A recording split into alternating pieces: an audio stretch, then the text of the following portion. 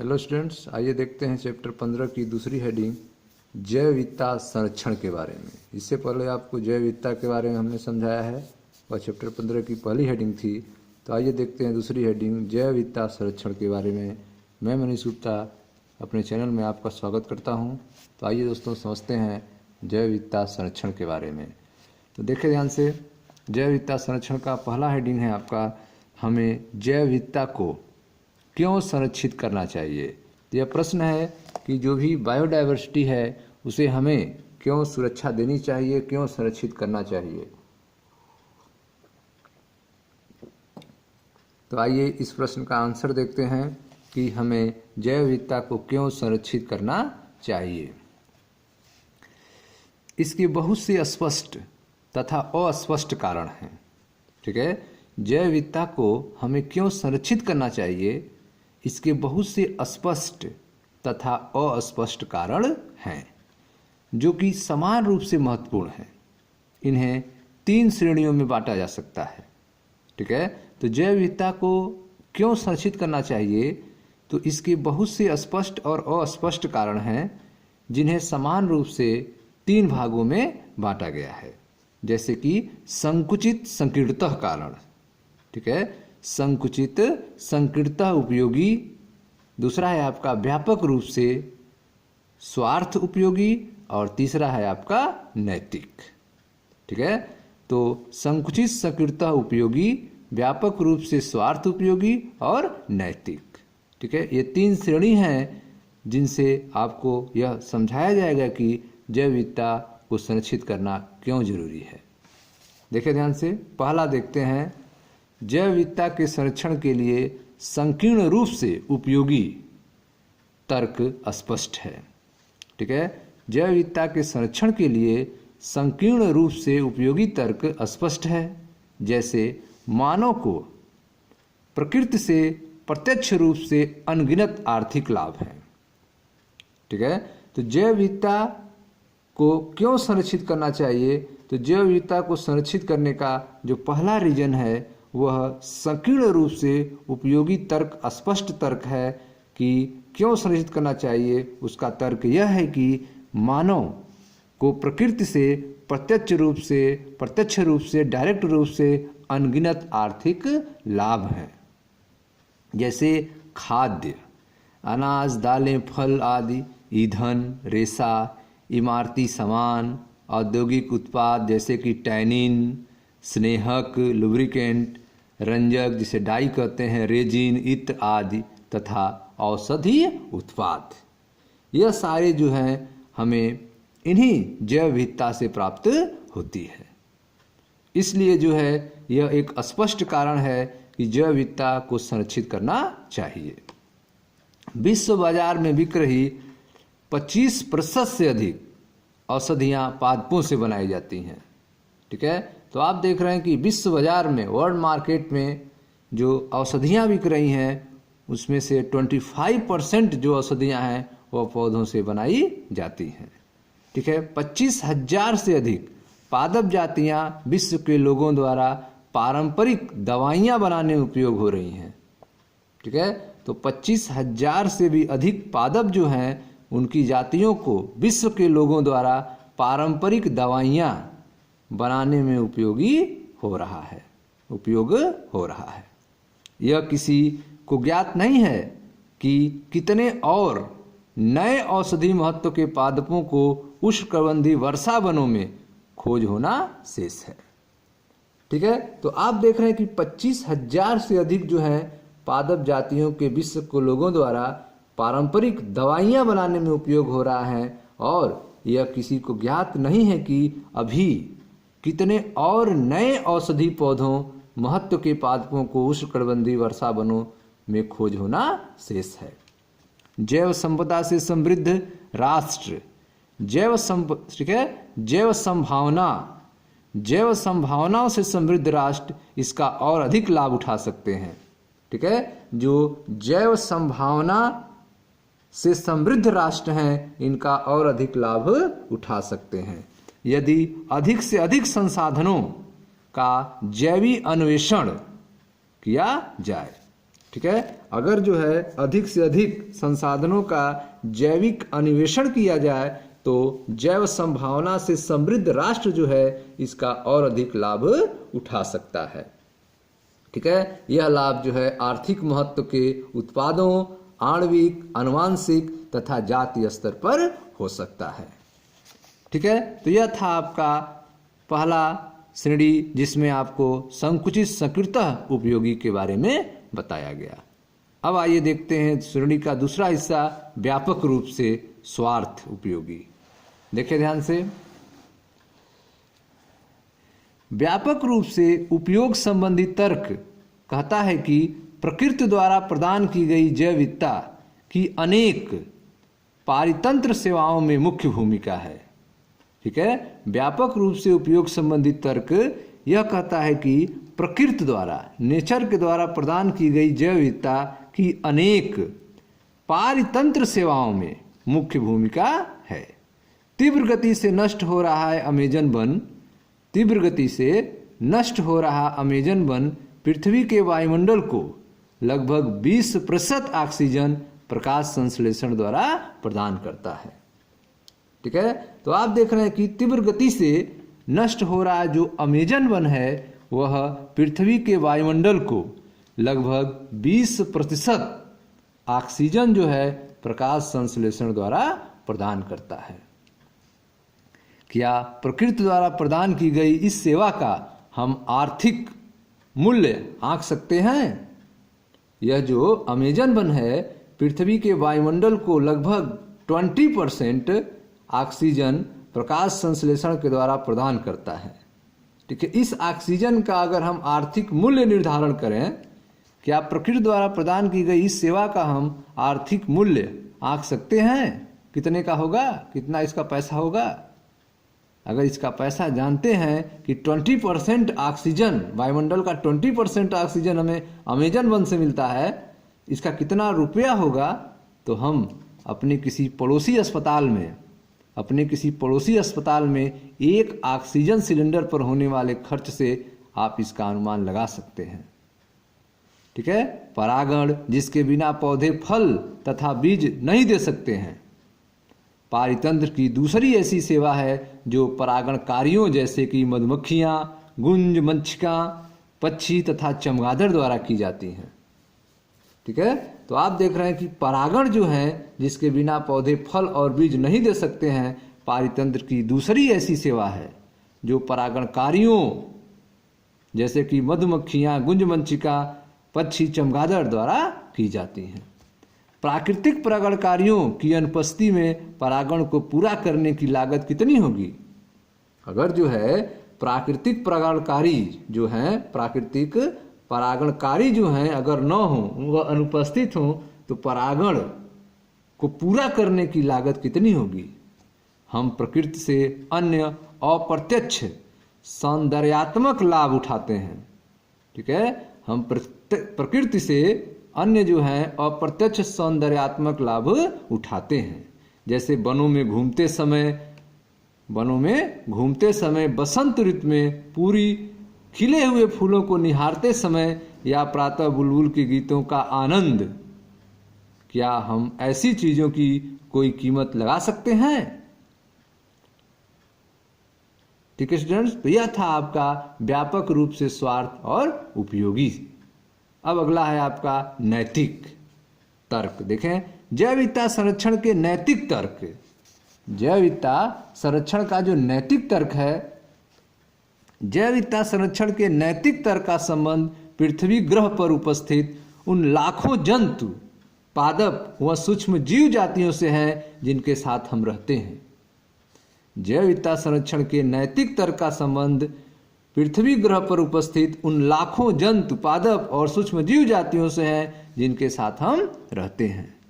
दार्शनिक व आध्यात्मिक रूप से हमें यह समझने की आवश्यकता है कि प्रत्येक जाति का अपना न्याय्य मूल्य होता है। प्रत्येक जाति का अपना न्याय्य मूल्य होता है, इंट्रिंसिक वैल्यू होता है, भले ही इसका हमारे लिए चालू या आर्थिक मूल्य न हो। ठीक है। तो आप देख रहे हैं कि दार्शनिक को आध्यात्मिक रूप से हमें यह समझने की आवश्यकता है कि प्रत्येक जाति का अपना एक न्याय्य मूल्य होता है, भले ही वो हमारे लिए चालू या आर्थिक रूप से आर्थिक मूल्य न हो। हमारी नैतिक जिम्मेदारी बनती है कि हम उनकी देखभाल करें, उनकी देखरेख करें और इस जैविक धरोहर को आने वाली पीढ़ी के लिए अच्छी हालात में रखें। ठीक है, तो इस तरह से आपने देखा कि हमें जैव विविधता को क्यों संरक्षित करना चाहिए, उसके कारण के बारे में आपने देखा कि इसके बहुत से स्पष्ट और अस्पष्ट कारण हैं जो कि समान रूप से महत्वपूर्ण हैं। इन्हें 3 श्रेणियों में बांटा जा सकता है, जैसे कि संकुचित संकीर्णत उपयोगी, व्यापक रूप से स्वार्थ उपयोगी और नैतिक कारण। तो इन तीनों कारणों के बारे में हमने आपको समझाया, जिससे आपको यह जरूर स्पष्ट हुआ होगा कि जैव विविधता को क्यों संरक्षित करना चाहिए। अब अगला प्रश्न है कि जैव विविधता को हम कैसे संरक्षित करें। जैव विविधता को हम कैसे संरक्षित करें, देखिए ध्यान से, कैसे आप जो है जैव विविधता को संरक्षित करेंगे, तो इसको ध्यान से समझें। जब हम संपूर्ण पारितंत्र को सुरक्षित तथा संरक्षित करते हैं, तब इसकी जैव विविधता के सभी स्तर भी संरक्षित तथा सुरक्षित हो जाते हैं। ठीक है, जब हम संपूर्ण पारितंत्र को सुरक्षित तथा संरक्षित करते हैं, तब इसकी जैव विविधता के सभी स्तर भी संरक्षित और सुरक्षित हो जाते हैं। ठीक है, एक बाघ को सुरक्षित रखने के लिए सारे जंगल को सुरक्षित रखना होता है। ठीक है, अगर एक बाघ को सुरक्षित रखना हो तो सारे जंगल को सुरक्षित रखना होता है। यह स्वस्थाने, ठीक है, इन सिटू संरक्षण कहते हैं। जब कभी किसी जीव को विलोपन के संकट से बचाने के लिए त्वरित सहायता की आवश्यकता होती है, तब इस स्थिति को हम बाह्य स्थानीय संरक्षण कहते हैं। ठीक है, तो संरक्षण जो है वह 2 रूपों में हम बांट सकते हैं, एक होता है इन सिटू और एक होता है एक्स सिटू। इन सिटू में जहाँ जो जंतु है, जहाँ जो पौधा है, वहीं पर उसको सुरक्षा दी जाती है, जबकि एक्स सिटू में उसको हम दूसरे जगह पर लाकर, ठीक है, उसकी सेवा करते हैं और उसको सुरक्षा देते हैं। इसको एक्स सिटू संरक्षण कहते हैं। ठीक है, तो प्रश्न है कि जैव विविधता को हम कैसे संरक्षित करें। तो जब हम संपूर्ण पारितंत्र को सुरक्षित तथा संरक्षित करते हैं, तब इसकी जैव विविधता के सभी स्तर भी संरक्षित और सुरक्षित हो जाते हैं। एक बाघ को सुरक्षित रखने के लिए सारे जंगल को सुरक्षित रखना होता है, यह स्वस्थानीय संरक्षण कहते हैं।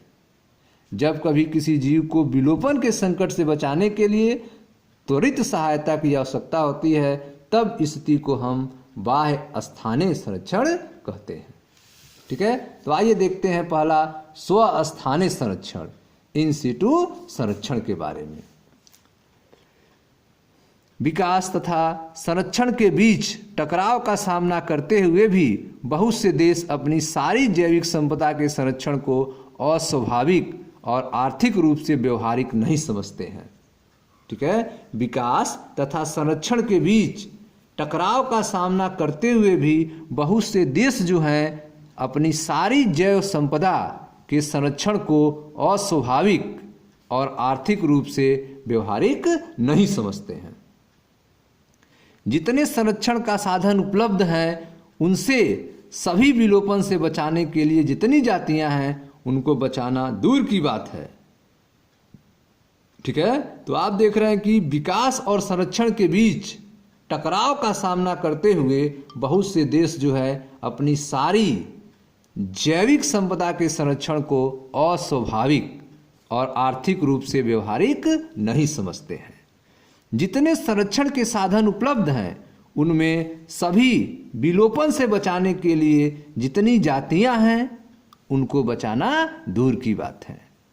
ठीक है, तो आप देख रहे हैं कि संरक्षण के जितने साधन उपलब्ध हैं, उनसे सभी विलोपन से बचाने के लिए जितनी जातियां हैं, उनको बचाना दूर की बात है। भूमंडलीय स्तर पर इस समस्या की और कुछ, ठीक है, भूमंडलीय स्तर पर इस समस्या की ओर कुछ श्रेष्ठ संरक्षणविदों ने ध्यान आकर्षित किया है। उन्होंने अधिकतम सुरक्षा के लिए कुछ जैव विविधता हॉटस्पॉट पहचाने हैं। ठीक है, तो आप देख रहे हैं कि जितने संरक्षण के स्थान उपलब्ध हैं उनसे सभी विलोपन से बचाने के लिए जितनी जातियां हैं उनको बचाना दूर की बात है। भूमंडलीय स्तर पर इस समस्या की ओर कुछ श्रेष्ठ संरक्षणविदों ने ध्यान आकर्षित किया है। उन्होंने अधिकतम सुरक्षा के लिए कुछ जैव विविधता हॉटस्पॉट पहचाने हैं। जैव विविधता हॉटस्पॉट वे क्षेत्र होते हैं, ठीक है, जैव विविधता हॉटस्पॉट वे क्षेत्र होते हैं जहां पर जातीय समृद्धि बहुत अधिक और उच्च स्थानिकता होती है। ठीक है, जातियां अन्य स्थानों पर नहीं होती। ठीक है, तो हॉटस्पॉट क्या होते हैं, जैव विविधता हॉटस्पॉट क्या होते हैं? तो जैव विविधता हॉटस्पॉट वे क्षेत्र होते हैं जहां पर जातीय समृद्धि बहुत अधिक और उच्च स्थानिकता होती है, जातियां अन्य स्थानों पर नहीं होती। सर्वप्रथम 25 जैव विविधता हॉटस्पॉट चिन्हित किए गए थे। ठीक है, सर्वप्रथम जो है 25 जैव विविधता हॉटस्पॉट चिन्हित किए गए थे। तत्पश्चात इन सूची में 9 हॉटस्पॉट और सम्मिलित किए गए। ठीक है, तो सबसे पहले 25 जो है जैव विविधता हॉटस्पॉट चिन्हित किए गए थे, उसके बाद जो है इस सूची में 9 हॉटस्पॉट को और शामिल किया गया। संसार में कुल 34 जैव विविधता हॉटस्पॉट हैं। संसार में जो है कुल 34 जैव विविधता हॉटस्पॉट हैं। ये हॉटस्पॉट त्वरित आवासीय क्षति के क्षेत्र भी हैं। ठीक है, तो ये जो हॉटस्पॉट हैं वे त्वरित आवासीय क्षति के क्षेत्र भी हैं। इनमें से 3 हॉटस्पॉट जो है वह पश्चिमी घाट और श्रीलंका, इंडो बर्मा व हिमालय हैं, जो हमारे देश की असाधारण रूप से उच्च जैव विविधता को दर्शाते हैं। यद्यपि जैव विविधता के सारे हॉटस्पॉट आपस में मिलकर संसार का 2% से भी कम है, परंतु इन क्षेत्रों में आवासीय जातियों की संख्या अत्यधिक है। ठीक है, इन क्षेत्रों में आवासित जातियों की संख्या अत्यधिक है तथा इन हॉटस्पॉट की विशेष सुरक्षा द्वारा विलोपन की दर को 30% तक कम किया जा सकता है। ठीक है, तो आप देख रहे हैं कि जैव विविधता हॉटस्पॉट वे क्षेत्र होते हैं जहां पर जाति समृद्धि बहुत अधिक और उच्च स्थानिकता होती है, जातियां अन्य स्थानों पर नहीं होती हैं। सर्वप्रथम 25 जैव विविधता हॉटस्पॉट चिन्हित किए गए थे। तत्पश्चात इस सूची में 9 हॉटस्पॉट और सम्मिलित किए गए हैं। संसार में कुल 34 जैव विविधता हॉटस्पॉट हैं। ये हॉटस्पॉट त्वरित आवासीय क्षति के क्षेत्र भी हैं, जिनमें से 3 हॉटस्पॉट जो हैं वह पश्चिमी घाट और श्रीलंका, इंडो बर्मा व हिमालय हैं, जो हमारे देश की असाधारण रूप से उच्च जैव विविधता को दर्शाते हैं। यद्यपि जैव विविधता के सारे हॉटस्पॉट आपस में मिलकर संसार का 2% से भी कम है, परंतु इन क्षेत्रों में आवासीय जातियों की संख्या अत्यधिक है। ठीक है, तो आप देख रहे हैं कि जो जैव विविधता के सारे हॉटस्पॉट हैं उनको अगर मिला दिया जाए तो वह 2% से भी कम है, परंतु इन क्षेत्रों में आवासित जातियों की संख्या जो है वह अत्यधिक है तथा इन हॉटस्पॉट की विशेष सुरक्षा द्वारा विलोपन दर को 30% तक कम किया जा सकता है। भारत में देखिए ध्यान से, भारत में पारिस्थितिकता अद्वितीय और जैव विविधता समृद्ध क्षेत्रों को राष्ट्रीय उद्यानों, वन्य जीव अभयारण्यों, जीवमंडल आरक्षितियों अर्थात बायोस्फीयर रिजर्व के रूप में कानूनी सुरक्षा प्रदान की गई है। ठीक है, तो आप देख रहे हैं कि भारत में पारिस्थितिकता अद्वितीय और जैव विविधता समृद्ध क्षेत्रों को राष्ट्रीय उद्यानों के रूप में, वन्य जीव अभयारण्यों के रूप में, जीवमंडल आरक्षितियों के बायोस्फीयर रिजर्व के रूप में कानूनी सुरक्षा प्रदान की गई है। अब भारत में 14 जीवमंडल संरक्षित क्षेत्र, 90 राष्ट्रीय उद्यान और 448 वन्य जीव अभ्यारण्य है। ठीक है, तो आप देख रहे हैं कि भारत में जो है पारिस्थितिकता, अद्वितीय और जैव विविधता समृद्ध क्षेत्रों को राष्ट्रीय उद्यानों के रूप में, वन्य जीव अभ्यारण्यों के रूप में और जीवमंडल आरक्षितियों बायोस्फीयर रिजर्व के रूप में कानूनी सुरक्षा प्रदान की गई है। अब भारत में 14 जीवमंडल संरक्षित क्षेत्र, 90 राष्ट्रीय उद्यान तथा 448 वन्य जीव अभ्यारण्य हैं। भारत में सांस्कृतिक और धार्मिक परंपरा का इतिहास जो कि प्रकृति की रक्षा करने पर जोर देता है। बहुत सी संस्कृतियों में वनों के लिए अलग अलग भूभाग छोड़े जाते थे, उनमें सभी पौधों और वन्य जीवों की पूजा की जाती थी। ठीक है, तो आप देख रहे हैं कि भारत में सांस्कृतिक व धार्मिक परंपरा का इतिहास जो प्रकृति की रक्षा करने पर जोर देता है। बहुत सी संस्कृतियों में वनों के लिए अलग भूभाग छोड़े जाते थे और उनमें सभी पौधे और वन्य जीवों की पूजा की जाती थी। इस तरह के पवित्र उपवन या आश्रय मेघालय की खासी जया तथा जयतिया पहाड़ी, राजस्थान की अरावली, कर्नाटक तथा महाराष्ट्र की पश्चिमी घाट व मध्य प्रदेश की सरगुजा, चंदा का बस्तर क्षेत्र है। ठीक है, तो इस तरह का जो पवित्र उपवन और आश्रय मेघालय की खासी तथा जयंतिया पहाड़ी, राजस्थान की अरावली, कर्नाटक तथा महाराष्ट्र की पश्चिमी घाट व मध्य प्रदेश की सरगुजा, चंदा व बस्तर क्षेत्र है। मेघालय के पवित्र उपवन बहुत सी दुर्लभ व संकटोत्पन्न पादपों का अंतिम शरण स्थली है। ठीक है, तो मेघालय का जो पवित्र उपवन है वह बहुत सी दुर्लभ व संकटोत्पन्न पादपों का अंतिम शरण स्थली है। ठीक है, तो यह था आपका स्वस्थानीय संरक्षण के बारे में। वह है दूसरा है आपका बाह्य स्थानीय संरक्षण। बाह्य स्थानीय संरक्षण का उपयोग तब करते हैं जब कभी किसी जीव को विलोपन के संकट से बचाने के लिए त्वरित सहायता की आवश्यकता होती है, तब स्थिति को हम बाह्य स्थानीय संरक्षण कहते हैं। इस संरक्षण में संकटोत्पन्न पादपों और जंतुओं को उनके प्राकृतिक आवास से अलग एक विशेष स्थान पर उनकी अच्छी देखभाल की जाती है और सावधानी पूर्वक संरक्षित किया जाता है।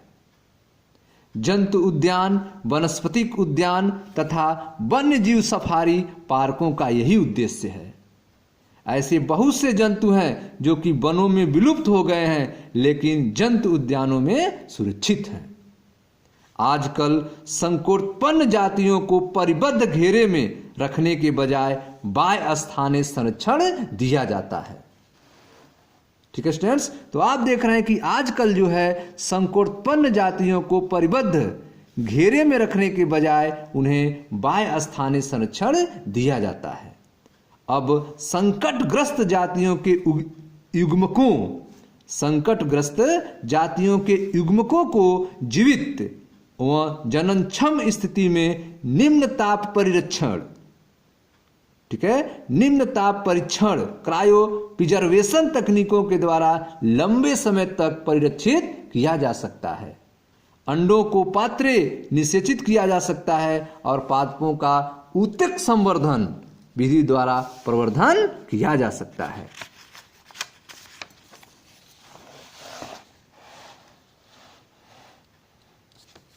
ठीक है, व्यापारिक महत्व के पौधों के विभिन्न आनुवांशिक प्रभेदों के बीज लंबे समय तक बीज बैंकों में रखे जा सकते हैं।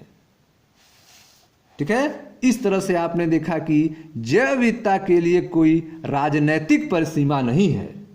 जैव विविधता के लिए कोई राजनैतिक परिसीमा नहीं है, इसलिए इसका संरक्षण सभी राष्ट्रों का सामूहिक उत्तरदायित्व है।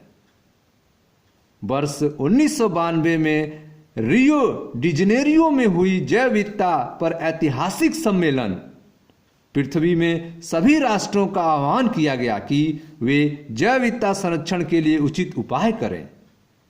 उनसे मिलने वाले लाभों का इस प्रकार उपयोग करें कि वे लाभ दीर्घकाल तक मिलते रहें।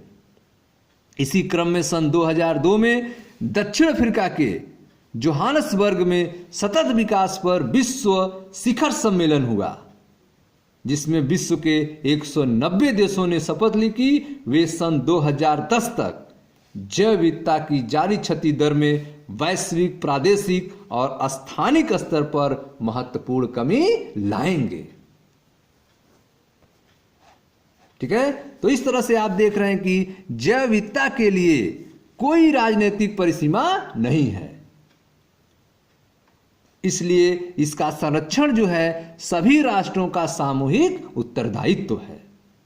वर्ष 1992 में रियो डी जेनेरियो में हुई जैव विविधता पर ऐतिहासिक सम्मेलन में सभी राष्ट्रों का आह्वान किया गया कि वे जैव विविधता संरक्षण के लिए उचित उपाय करें, उनसे मिलने वाले लाभों का इस प्रकार उपयोग करें कि वे लाभ दीर्घकाल तक मिलते रहें, लंबे समय तक मिलते रहें। इसी क्रम में सन 2002 में दक्षिण अफ्रीका के जोहानिसबर्ग में सतत विकास पर विश्व शिखर सम्मेलन हुआ, जिसमें विश्व के 190 देशों ने शपथ ली कि वे सन 2010 तक जैव विविधता की जारी क्षति दर में वैश्विक, प्रादेशिक व स्थानिक स्तर पर महत्वपूर्ण कमी लाएंगे। ठीक है स्टूडेंट्स, तो इस तरह से आपने देखा अपने चैप्टर 15वें की लास्ट हेडिंग जैव विविधता और संरक्षण के बारे में, जिसमें आपको पहले बताया गया कि हमें जैव विविधता को क्यों संरक्षित करना चाहिए, और दूसरे टॉपिक में आपको बताया गया जैव विविधता को हम कैसे संरक्षित करेंगे, जिसमें आपको स्वस्थानिक संरक्षण और बाह्य स्थानिक संरक्षण के बारे में बताया गया। मैं मनीष गुप्ता अपने चैनल में आपका स्वागत करता हूं। आप वीडियो को लाइक करें, शेयर करें, चैनल को सब्सक्राइब करें। धन्यवाद।